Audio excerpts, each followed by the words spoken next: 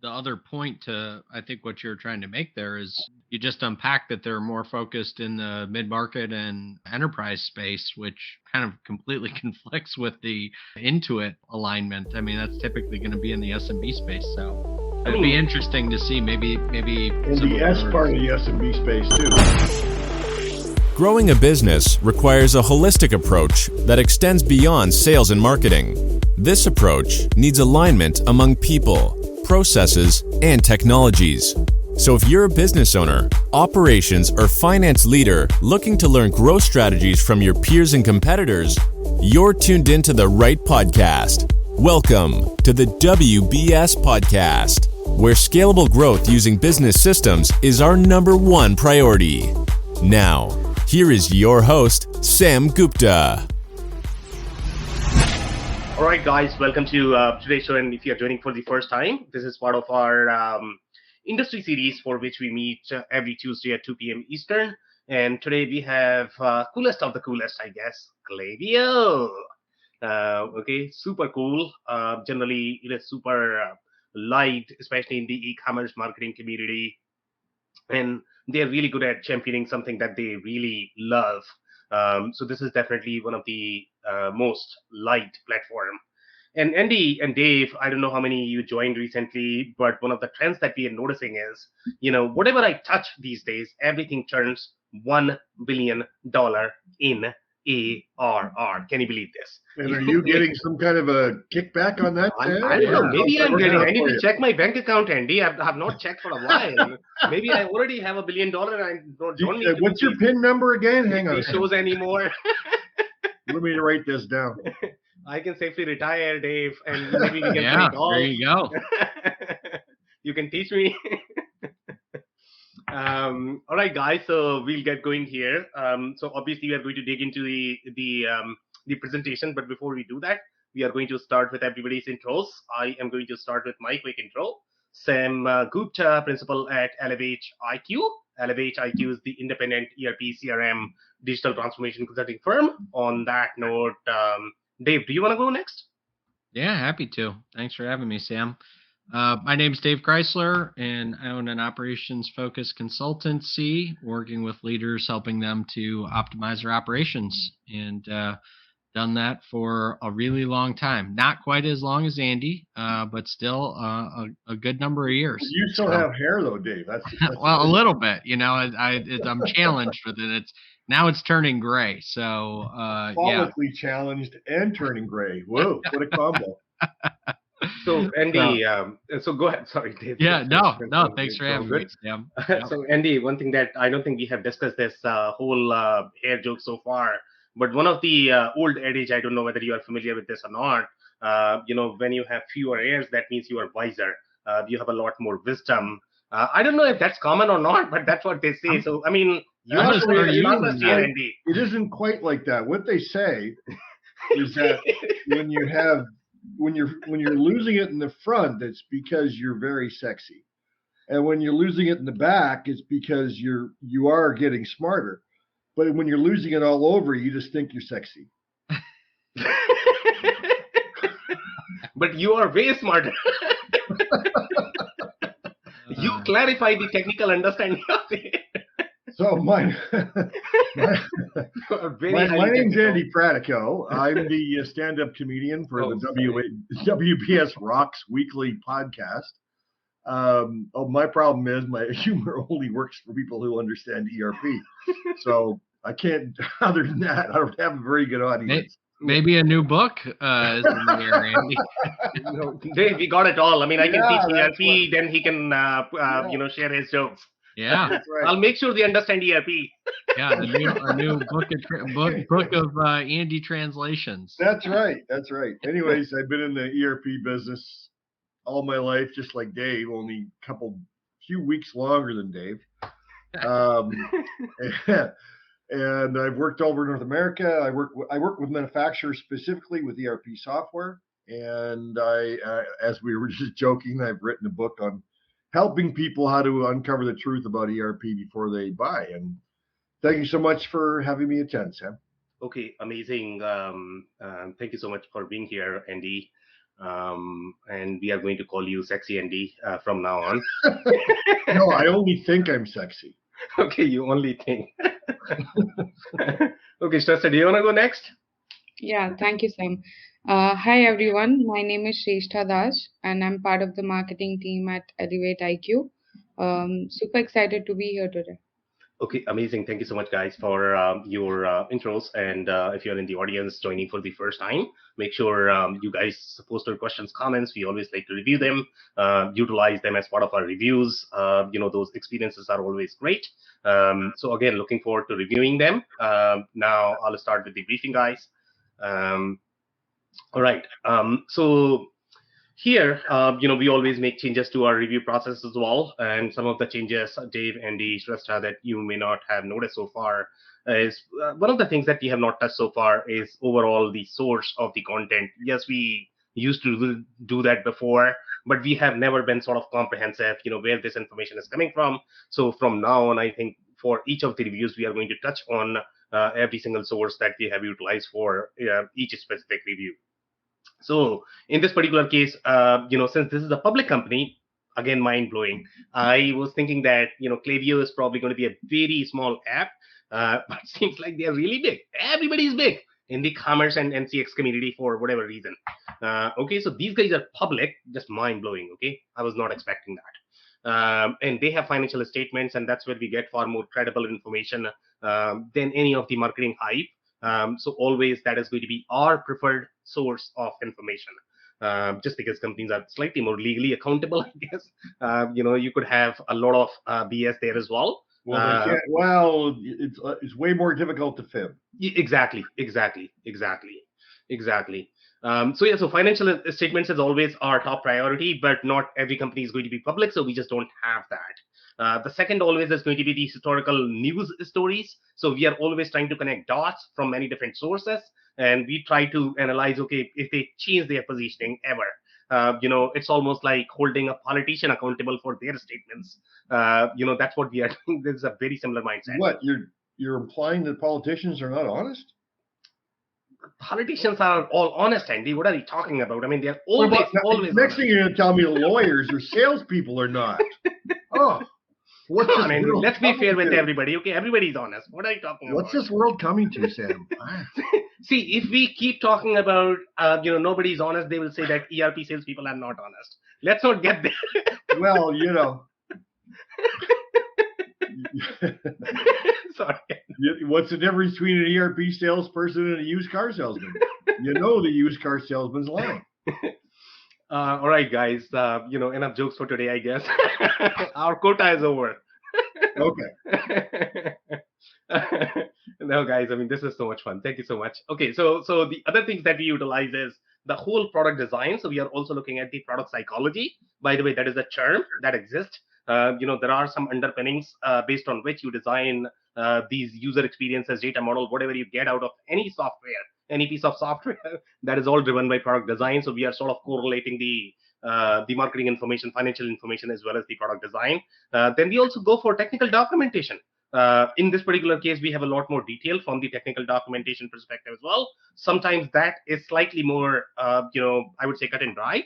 As opposed to marketing hype, just because that is generally written by developers and they don't overstate, as in my experience. So you get far more credible information there as well. Technical documentation slightly more reliable, just because that's meant to be slightly more support. And if you are going to be too big there, then people are not going to be happy. So you get far more credible information there as well. We analyze customer stories. In this particular case, we are going to have some customer stories, and we have some of the Reddit threads as well. Which is going to be the user information. Again, I don't know what all we'll be able to cover, but we'll try to hit as much as possible. Now, overall, Klaviyo, when you look at this piece of software, and one of the debates that we have had so far is the whole war between CDP and marketing automation. And that war is real. Everybody's fighting that. Okay, so Klaviyo, the way they started, if you look at their positioning, they were sort of the data platform. They were always talking about data. There might be marketing automation term used, but for the most part, they were always using data as the first conversation when they were describing themselves, and we'll review that in their financial statement as well. But for the most part, they were always sort of the marketing automation software. They also have CDP now, which is the actual data product. The one, Andy, I don't know whether you remember this or not. Microsoft was trying to claim that they are both CDP plus marketing automation, but these two pieces of software, they're meant to be different. They are supposed to be different. But now companies are sort of consolidating, bundling them together. So there is a possibility that they might fall under the same bucket. But then the software that are going to be positioned for B2C, they are going to have far deeper CDP capabilities, because in B2B, probably CDP capability does not matter as much. Now, on that note, Klaviyo is going to be designed for pure play e-commerce, retail, B2C centric verticals, and that's why you are going to see a lot more CDP in general. Now, one of the other trends that you're going to see in the B2C spaces is the push notification. One of the things that we noticed is WhatsApp integration is fairly critical as well. Just because the commerce is happening on WhatsApp, people are present there, people are present on Instagram, TikTok, and they are trying to capture the market wherever they can. Now, push notifications are not going to be as relevant in the B2B space. So now, if you were comparing, let's say, this platform with for example, HubSpot is not going to have these features. The reason for that is because HubSpot is designed for slightly more B2B centric verticals. Okay, so that's where the real difference is. So here, what you're going to find is a lot of SMS. These guys are really deep into SMS. They are really deep into push, email, and CDP. So that's going to be their core positioning. Marketing automation plus CDP as of today, at least. Okay. Overall background, I guess. Again, they started commercializing themselves as more of the first-party data platform, just because cookies were going away and there was a real need. Companies were really worried how they were going to do business. So they started them as more of the first-party data platform. That's what they said. But then, obviously, everybody, every single technology is going to evolve over the period of time. So these guys did a lot of things as well.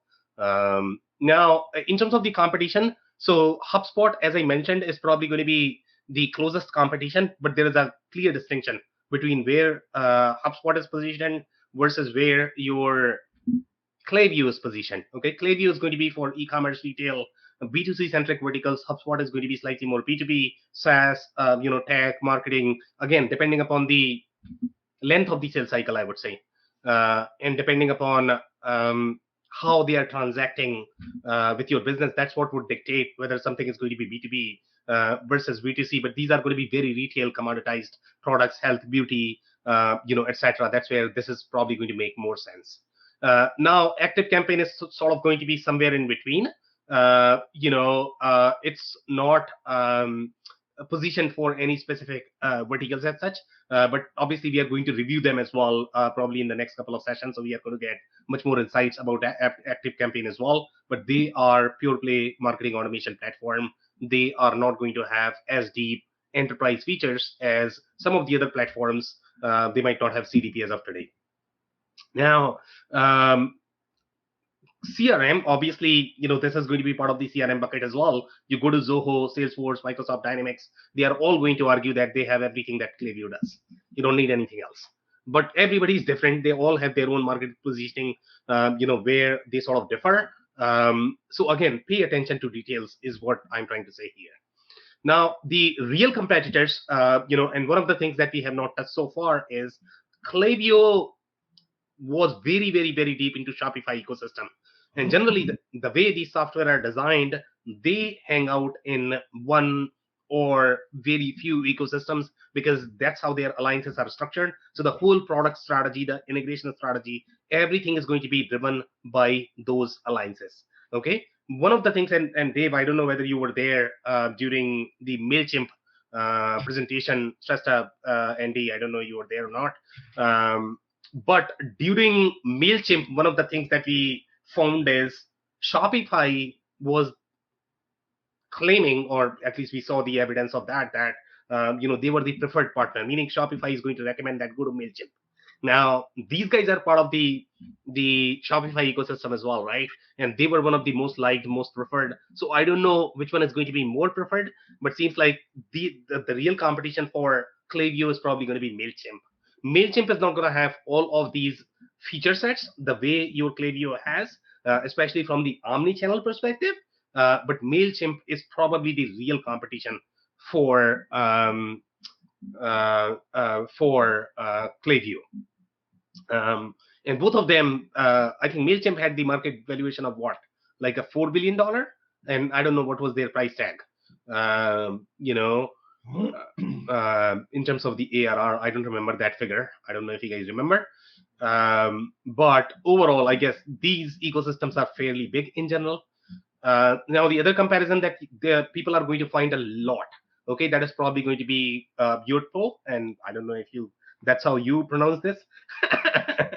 But this is a slightly different take, I would say. That is, they are more into remarketing, etc. Space, and we are going to review them as well, so we'll get far more insights. But for the most part, these guys are probably going to be compared, even though they have a different focus. They both are part of the Shopify ecosystem. Then Shopify has its own email, which is a fairly bare-bone email. It's not supposed to be as thick as your Klaviyo. It doesn't do everything. But some people who might be on budget, and they don't want to increase the complexity of their architecture, then they might go for Shopify email. Braze and Bravo, those two are very B2C centric software, and don't be alarmed if they all are going to be $1 billion in ARR. There is a possibility because they are super popular as well. Well, no, it's because you're announcing them, Sam. I know. Tomorrow, everybody's going to just sign up for them, because Sam is talking about them. Tomorrow you won't be able to afford it. Yeah, exactly. I'm the Taylor Swift of, the ERP space, right? Well, I was gonna mention. I run the world. I'm telling you. I love your cowboy boots, Sam. Your pink cowboy boots. I know pink. Yep, you nailed it. Okay.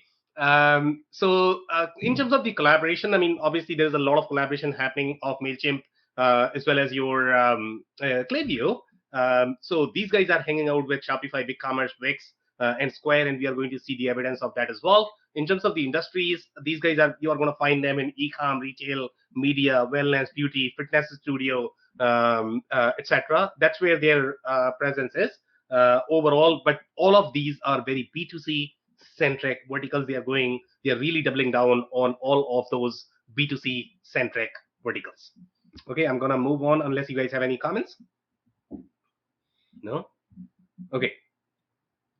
All right. So this is the coming from the financial statements, and now we are being slightly clearer, on our slides as well, where the data is coming from. So this is definitely coming from financial statements. So here I'm going to read some of the things and then comment on those. So these guys started in 2012 to provide businesses of all sizes.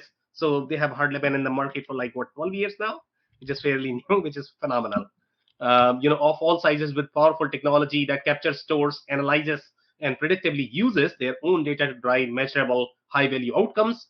Klaviyo enables businesses to drive revenue growth by making it easy to bring their first-party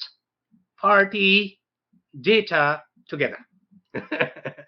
Okay, so first-party data is where the play is. That's what they are trying to do, and use it to create and deliver highly personalized, consumer experiences across. Again, that's all BS from the marketing automation perspective, but they are really emphasizing on first-party data.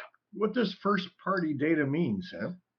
So that's going to be your own data as opposed to somebody else's data. So your own data meaning that's going to be, so let's say if I'm the brand, I'm the retailer, I'm the e-commerce merchant, rather than utilizing data from, I don't know, maybe ZoomInfo or somebody else is selling me data, I'm utilizing my own data. Somebody is clicking on my product, somebody is clicking on my, case study or whatever, and then I'm trying to utilize that to be able to remarket. That's the intent of our first-party data.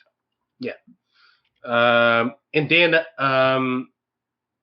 this is the evidence for the revenue. This is coming from, financial year 2024 Q2, which is roughly what 222 million in revenue and close to $1 billion. And again, they have 150,000 customers. Mind blowing.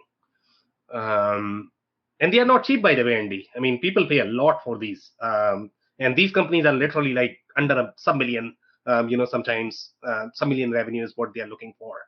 And these companies are paying tremendous amount for the software. It's just mind blowing. They are saying our modern and intuitive SaaS platform combines our proprietary data and application layers into one vertically integrated solution. Now, that is a very interesting term that I've seen from any marketing automation software.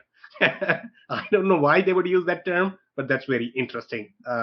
Which term? Vertically integrated, you mean? Yeah. Yeah, but I think what they mean is combining data plus marketing automation. That's what they are trying to say. Usually it implies doing everything, but whatever everything is, right? You can sub-define that as well. Yeah, it could go two ways in my mind. Number one is you are focusing slightly more on vertical, meaning industrial, vertical meaning industry-centric insights versus like the real vertical integration from the business model perspective. But I think what they mean is from the business model perspective. That's why they are saying that. Yeah. Okay, so they are saying this enables business users of any skill level to harness their data in order to send the right message at the right time across email, SMS, and push notifications. I mean, that was the overarching intent of any of the omni-channel marketing automation platform, and they are fairly omni-channel. They are probably as omni-channel as any platform probably can get. I don't think even HubSpot has SMS capabilities, and we are going to talk about that, why building SMS capabilities are harder than email capabilities. And that's why 90% of the marketing automation platform, they all started with email. You can sell wherever you want. SMS is going to be much harder because you have carrier, you have countries, you have regulations. It's very hard, even though all of these are powered over either SendGrid or what is that, the SMS platform, the technical platform that powers all of this. It starts with T. Do you guys remember? Okay, I'm actually I'll talk about it later once I remember. It starts with T. Very, very, very popular, technical platform. Oh, Twilio. Exactly. You got it. Yeah. So this is all powered through Twilio. Even with that, it's very hard because you still have to comply with regulations in different countries. And we are going to talk. Go ahead, Dave. I think the other kind of struggle point from this whole omni-channel, vertically integrated perspective, and it's interesting, not to pick on these guys, it's like kind of more what I see broadly speaking, but all of the social channels are left out of the kind of touch point and cadence from a first data perspective. Because it's the same challenge as the SMS, right? Like there's integration challenge with it, and then there's compliance challenge with it. Because each one of those platforms wants to keep people engaged on their platform and don't want to make it an omni-channel and data capture experience for people. So in my experience, Dave, they might not be overly expressing that, but. And the reason why they might not be overly expressing is because everybody has social media integration. And in my mind, I think that's going to be easier because you don't have to go through regulations, from the social media perspective. And that could be a reason why they have not, overly stated. What companies are not going to have is the SMS, push notifications. That's slightly harder than your social media. These guys definitely have that. I guarantee this, as well as the ads integration. They have that. They have not mentioned. I think on the social side, there's a lot of one-way communication, not much two-way communication in terms of direct customer interaction is more so what I meant. Not like that same first-party data touch point that people are looking to capture with a tool like this. Yeah. From a social selling perspective, that doesn't exist in any of these tools. Not that I've seen, at least. Yeah, bidirectional, that doesn't exist. I mean, you are thinking maybe 50 years ahead right now. I don't know when that is going to happen, where you have the real interaction on social media, and that's going to come to your shopping cart. Go ahead. Yeah, not so much that, but and some of it does exist. Like there's a tool that I've used that connects.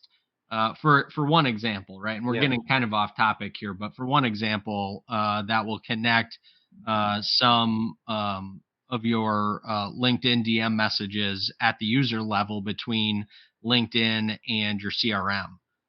So that's more what I mean in terms of like both the attribution and the touch point, because a lot of what companies like this are trying to leverage is the fact that you can monitor and view all of the different touch points from a customer journey perspective, which makes the first party data so like valuable and critical, right? So that's all I was saying, is that like the SMS, there's certain specific challenges to that.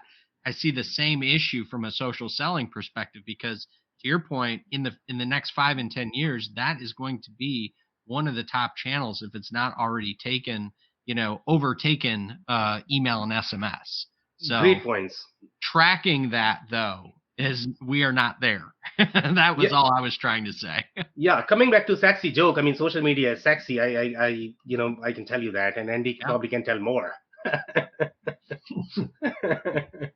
Great points, Dave. Okay, moving right along. Okay, so here, they are saying we focused on marketing automation now they are talking about marketing automation. It was slightly late. I would see them as starting with marketing automation. They didn't start with marketing automation within retail and e-commerce as our first application use case. So they kind of admitted that they started as marketing automation, and we believe our software is highly extensible across a broad range of functions and verticals. As of end of the year 2023, our platform had efficiently scaled to over 143,000 customers, and now they have 150,000 customers, which is mind blowing. Obviously, the size of the customer is probably going to be on a smaller side, but the number is just mind blowing. We delivered over 50 billion of KAV. That's how they define it. From the e-commerce sales perspective, I guess that's what it would be, I guess. Well, if you think about those two numbers, the 143,000 customers at the end of last year, and already 151,000 6 months later, I mean, they're growing exponentially. I know. It's wild. It's really wild. All right, guys. So if you don't have anything else, I'll keep moving. So this is also coming from financial statements. So here they are saying our software solutions were not purpose-built to harness customers' first-party data to deliver. And again, a lot of sales pitch there, so I don't have anything else that I can hit on there. So then they are talking about cloud data warehouse or operational databases provide the ability to store and analyze. So they are comparing and contrasting different technologies. So they are talking about data-focused offerings. So these were the traditional data warehouses. A lot of e-commerce companies, your retailers, they had to build data warehouse because obviously their operational infrastructure was weak. But when you have to target consumer, you can't cold call them. It'll take forever, I guess. You probably require army of salespeople to be able to cold call if they allow you to do so. So that's why you need a lot of data, and that's why these companies had to build data warehouses. But those data warehouses were passive, is the point that they are trying to make. So they are saying provide the ability to store and analyze significant volumes of data for general purpose use cases, but are not purpose built for consumer data and lack the front end application layer. So I think this is the same pitch. I don't know whether you guys recall or not. Microsoft has very similar, pitch about their CDP platform. The only reason why they had built it because number one, simplify the user experience, and secondly, it wasn't as customer focused, as a CDP needs to be. So that's the whole intent of the CDP platform. That's what they are trying to do. They are saying marketing solutions are inefficient, and I think they are trying to pick on the other marketing automation solution because they lack the underlying data intelligence, and they didn't have the underlying data. So they are trying to bring everything together, and I think that's a point that they are trying to make when they say vertically integrated. Then they are saying simple marketing solutions use flattened and narrowed view of the customer's historical data. So here you are going to have history as well. Generally in transactional systems, when you have to keep the customer's history, it's very tricky. And this is not meant to be transactional data. This is supposed to be very event-driven data. And we are going to talk about the technical architecture in just a second as well. How this data model is very different. It's very analytical and very, campaign-centric design and architecture from the product perspective. So slightly different than what you would get, with the other systems. Then they are talking about profile data is also very difficult to combine with event data, and they are referring to and I don't know, the event could be the business term or it could also be the technical term.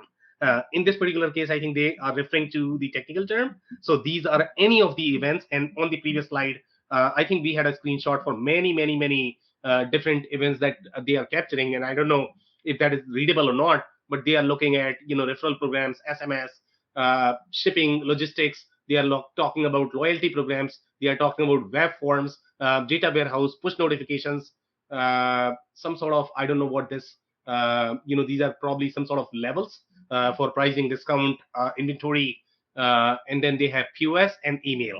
So these are different events that they are capturing. But again, the intent here is not necessarily to make this an ERP, that I'm going to get all of this event data inside this system and I'm going to perform transactions. That's not the intent. The intent is, number one, to be able to aggregate the data, and number two, to be able to target, design any sort of marketing campaigns around them. That's the intent here. So very different focus and purpose. Okay, so I'll keep going here. So here they are saying, which includes all digital touch points of consumers' engagement with a brand and provides necessary real-time information. Point marketing solutions tend to focus on single engagement channels. That is true as well. A lot of them in the market are going to focus only on one channel. It's not going to be omni-channel, but even Klaviyo is not going to be as deep as what you're going to find with Immersis or some of the enterprise-grade platforms that we have reviewed so far. And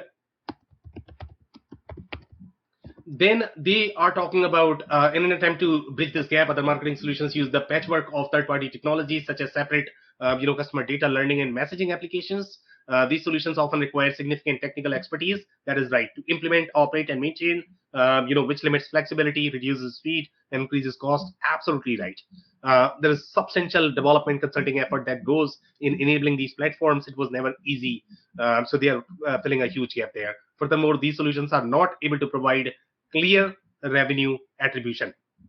Now, even with this, I think revenue attribution is going to be harder, just because it's not going to be the combined state, even if they are claiming and even if you're able to do that, but it might not be always easy, depending upon how many channels are coming through Klaviyo, that would dictate, what you're going to get out of it. Now they are talking about, we built Klaviyo to address these challenges by vertically integrating our data layer and marketing applications. We make it easy for businesses to create and store unified customer profiles, and then use those profiles to drive, new insights and ultimately drive revenue generation. There's nothing much I can add there. I think I'm good there. They are talking about some of the integration. They are talking about e-commerce platforms. They have a Shopify, Salesforce Commerce Cloud, and WooCommerce. Those are three that they have mentioned. So obviously they are fairly tight there, to loyalty, customer service, and shipping solutions. So they are integrating with all of them.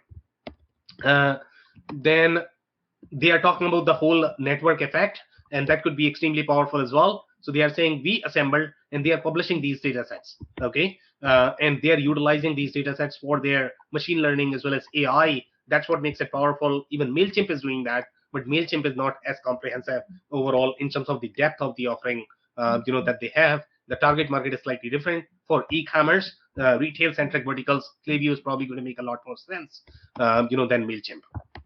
But they both are trying to do very similar things from the technology perspective. So they are saying we assembled over 8.9 billion consumer profiles across our customer base, and in the 12 months period, ended, we processed over 835 billion events. And these are technical events, Jay. These are going to be things such as, these are not like the events that you are going to organize from the marketing perspective. These are technical events, abandoned cart or something along those lines. So those are the events that they are capturing and talking about.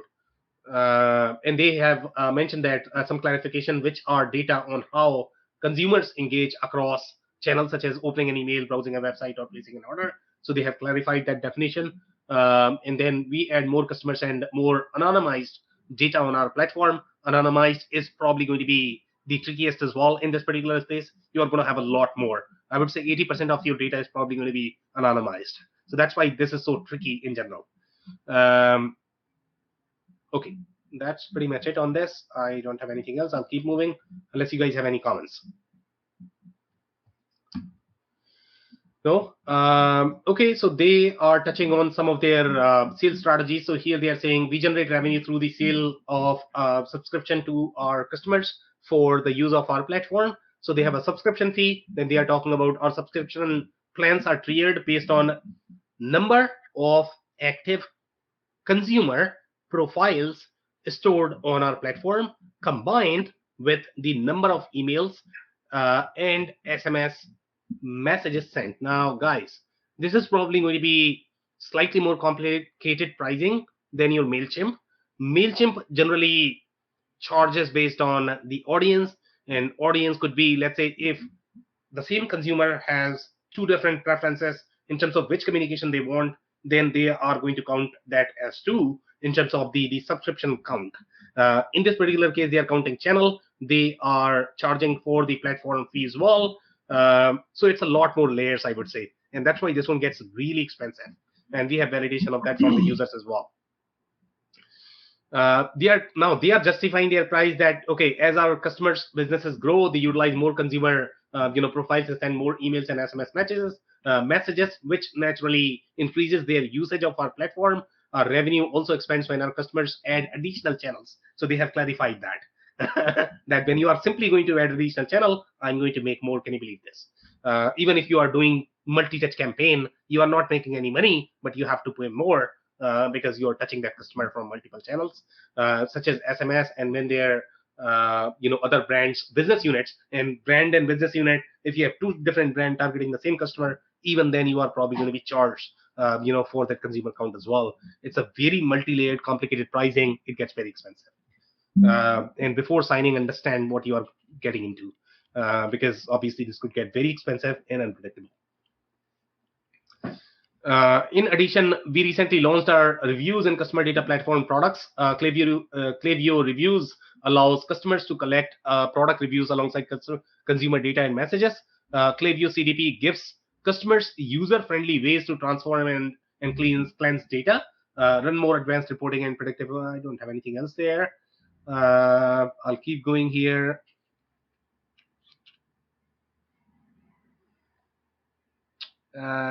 So now they are trying to target some of the B2B companies as well, but targeting that will be harder because the customer master is very different. The customer structure is very different. The foundation of these technologies relies on email as the identifier for customers, even though Klaviyo does have an ID, but even then the data structure is probably not going to be for B2B companies. So there is a clear divide in the market. The platform that are designed for B2C versus B2B. In general, B2B customer master are going to be far more complex, difficult.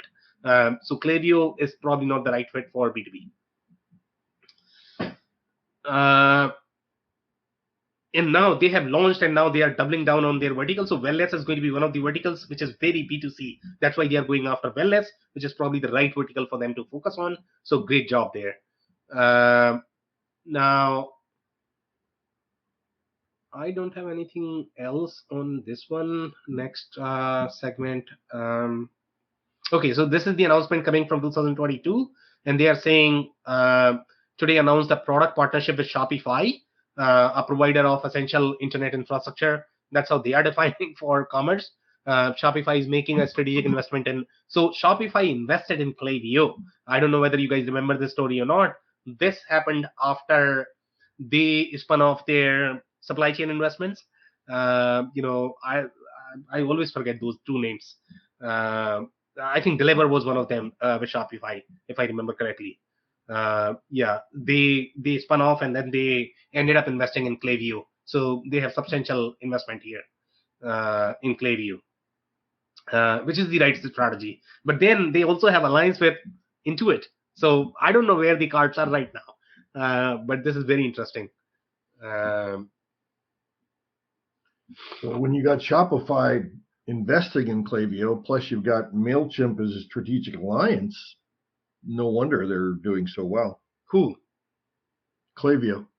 Yeah, but I mean, obviously the Intuit and no, but I mean, they also have preferred alliance with Intuit, and Intuit would probably have much bigger customer base, in my mind, compared to Klaviyo and Shopify. They are probably used far more, but obviously they are equally powerful right now in my mind.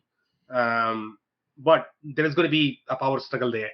And there was. Go ahead, Dave. Go ahead. No, I was going to say the other point to I think what you're trying to make there is you just unpack that they're more focused in the mid market and enterprise space, which kind of completely conflicts with the Intuit alignment. I mean, that's typically going to be in the SMB space, so. It'd be interesting to see maybe and the S part of the SMB space too. What's that? The S part of the SMB space. Yeah. I mean, Intuit is trying to argue that they have launched an enterprise product. I don't know whether you guys heard this comment or not. And every single analyst in the world was trying to say, hey, now Intuit is going to replace all of these mid-market ERPs. They all are trying to say that, but that's not going to happen, okay? When they say they are going enterprise or mid-market, it's a very small customer, that they are going after. So I don't see Intuit as the even mid-market company. That's not their business model. That's really not their business model. Okay, guys, if you guys don't have any other points, I'll keep going here. Okay, so some more comments, and this is the historical news analysis. These are different stories that we have captured, over the period of time. So this is the Google Ads integration, and I don't know, Dave, there's a possibility that we might be able to find some comment for social media as well, but this is the Google Ads integration that they have.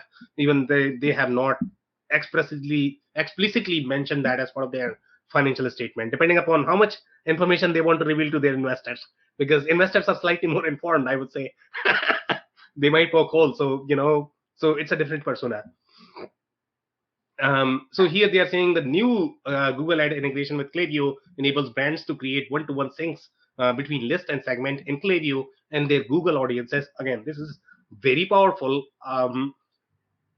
HubSpot sort of claims that they have ad integration. I don't know how powerful that is, to be completely honest. But they are definitely very well aligned with Google, and that's why Google was trying to acquire them. But I don't know who's going to have deeper capabilities. They both seem to have very, very, very tight capabilities. You are not going to find this capability, let's say, in MailChimp or ActiveCampaign, probably. It's not going to be as deep. Our Klaviyo list or segments are populated in Google Ads, which is extremely powerful in my mind. And in this particular space, you need that, because this is going to be very ad-driven space, and that's why Klaviyo is slightly tighter, I would say, with Google Ads integration. The whole commerce space lives on Google Ads. This is the easiest marketing channel for them.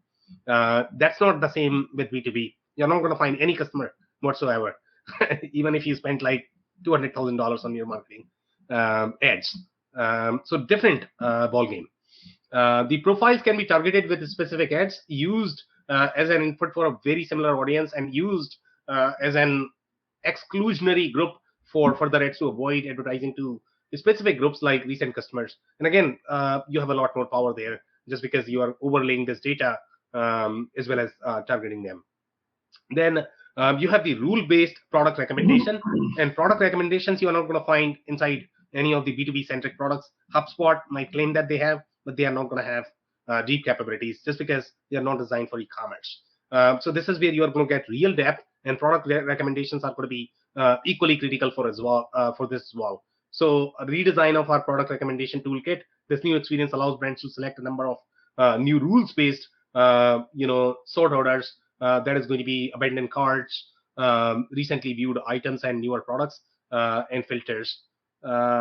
Okay, so they have some of the UX, and obviously they are known for their UX. Now, this is the SMS part, okay, Dave? So, this is where you might want to pay a little attention, right? So with SMS, it's very tricky, because it's dependent upon country, the way ERP rollouts work, right? Because each country is going to have, and even the payment, I mean, the way payment rollout work is, it's dependent upon country. It's not just a technology platform that you can deploy in any country and you are good to go. It doesn't work that way, right? For SMS, you have to comply with that country's regulations. You have to comply with privacy. You have to work with the carriers in that country. In general, the carriers are not necessarily allowed. Let's say if you're going to have AT&T, they might have partnership in Canada, but AT&T is not going to exist in Canada. So it's a very different ball game in rolling out the SMS capabilities, and that's the reason why majority of the marketing automation platforms, they didn't have SMS capabilities to begin with. So these guys were primarily limited to US. That's what they were doing, and now they are saying they have two-way SMS capabilities in UK and Australia. And in general, with SMS, the technology is going to be substantially different as well. The integration is very hard because you are dealing with hardware, and whenever you deal with hardware, it increases different level of complexity.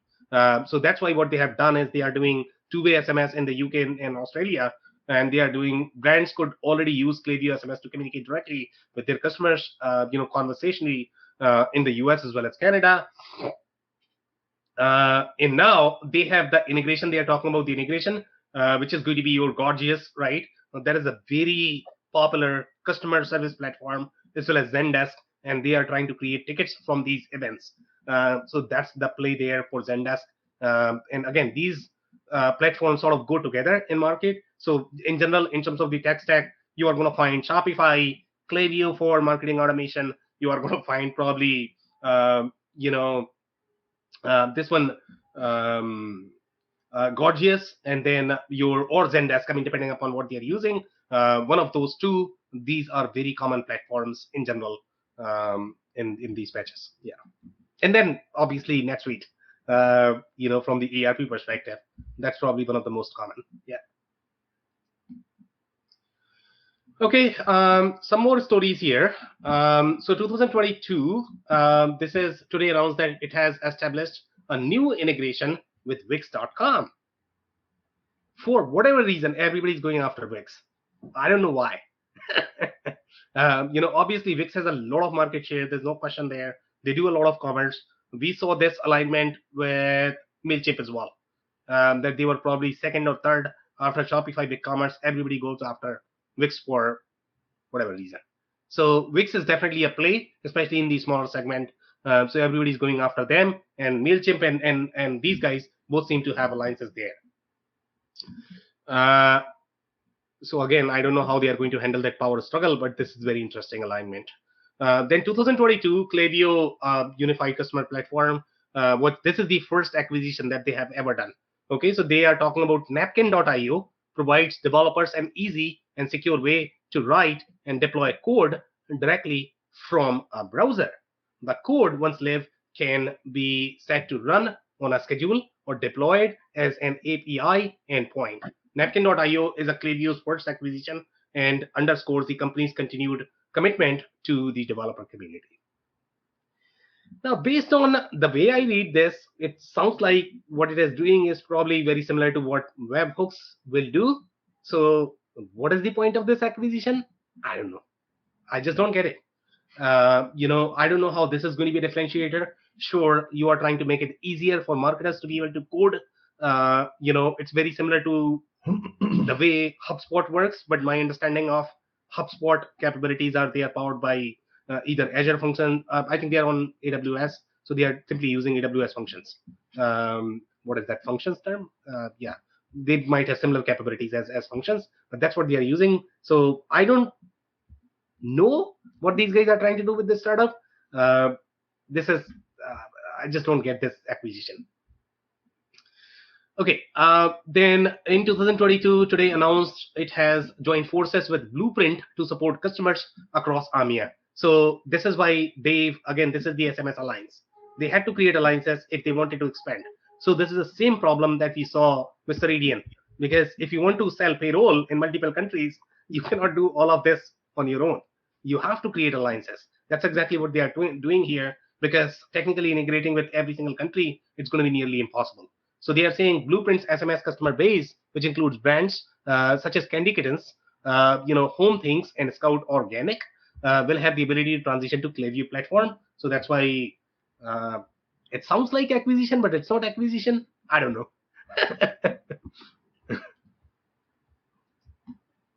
Okay, some more news stories.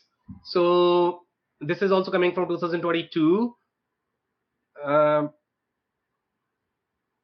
Launch of Klaviyo SMS Assistant, an SMS tool to automate copywriting. So their R&D spend seems to be a lot more in SMS.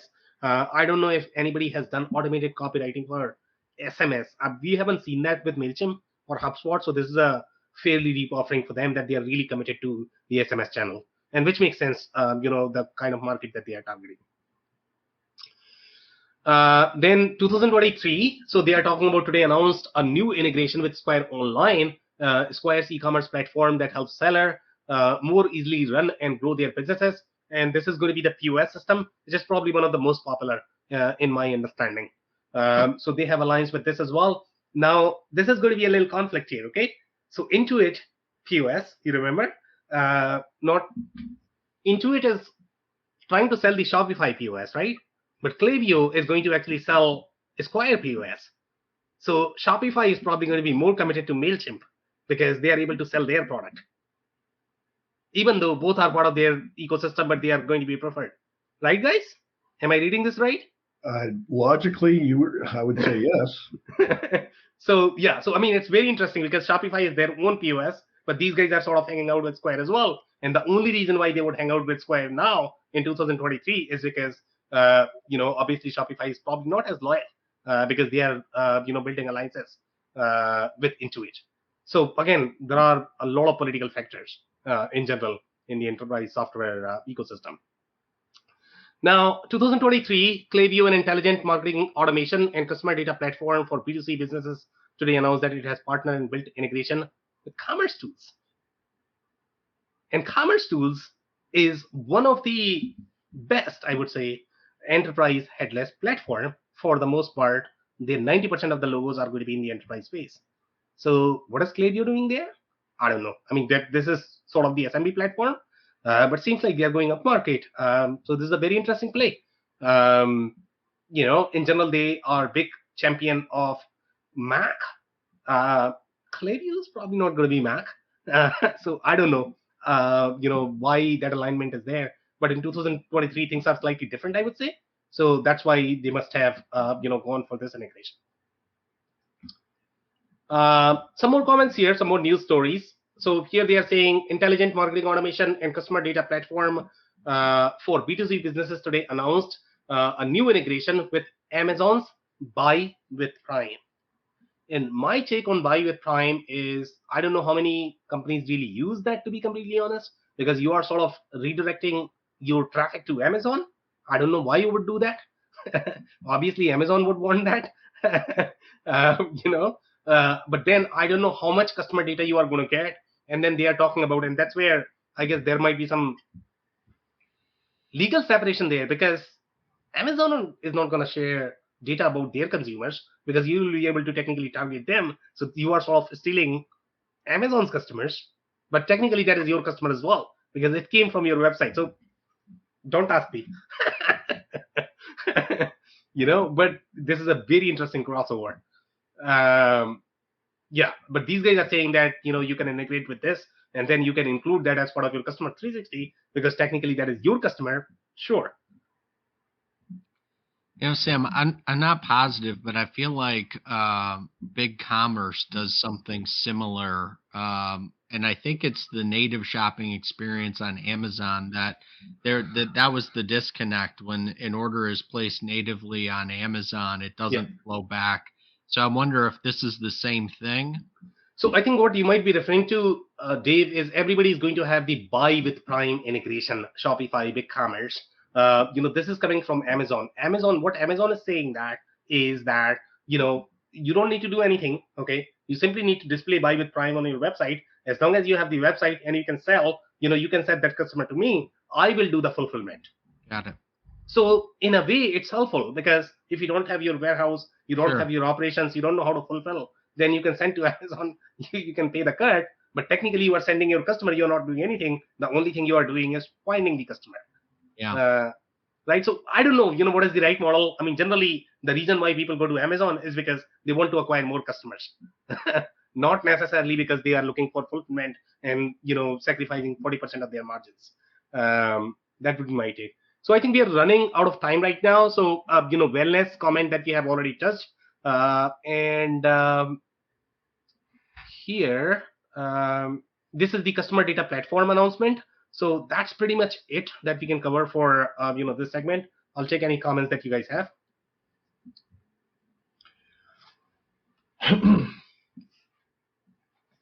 I'll jump in. I mean, Go ahead, Dave. Oh, sorry, Andy. No, let's go ahead. Yeah, this is interesting. I didn't have any firsthand experience with this specific solution, but I've obviously dealt with several other in the competitive range. And yeah, it's interesting. It's always interesting to see how companies like this are growing, where their market position is, and obviously just based on their growth trajectory, this is an attractive platform for many people. So it'll be interesting to continue to follow along. I think the big challenge with all of these solutions are the feature set with them, right? And the connectivity and the ability to tie, like the attrition and journey together in meaningful touch points. It's what everybody's looking for, regardless of business size, business industry. It's, that access to that data alone is, kind of priceless for somebody that's wanting to grow their business. Could not agree more. Andy?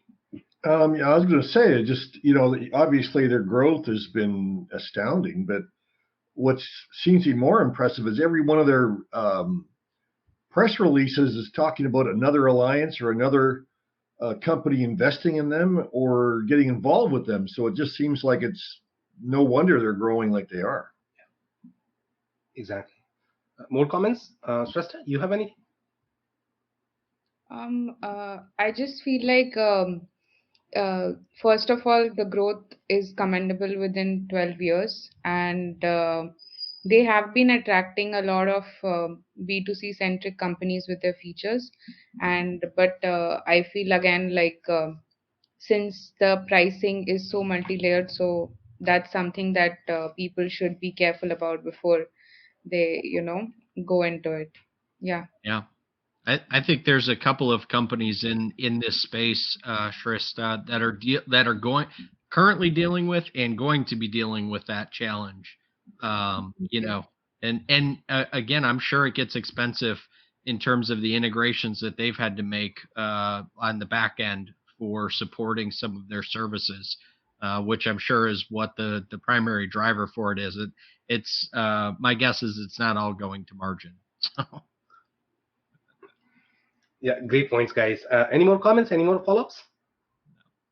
No. All right, guys. So that's a wrap. If you joined for the first time, this was part of our industry series for which we meet every week, on Tuesday at 2 p.m. Eastern. So make sure you guys are going to be here. Next week, we are going to come back with another vendor for the solution. On that note, thank you so much, everybody, for tuning in today. Thanks, Sam. Thanks, everybody. Thanks, everyone. Thank you for listening to another episode of the WBS Podcast. Be sure to subscribe on your favorite podcasting platform so you never miss an episode. For more information on growth strategies for SMBs using ERP and digital transformation, check out our community at WBS.rocks. We'll see you next time.